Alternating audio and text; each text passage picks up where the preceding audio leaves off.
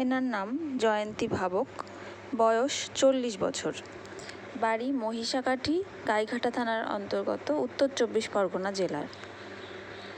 ওনার হাইটটা কম, উনি লম্বা হননি।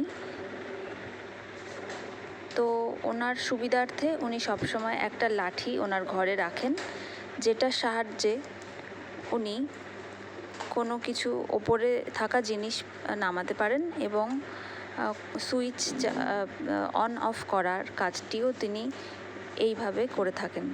এটাকেই উনি একটা সমাধান হিসেবে কাজে লাগান।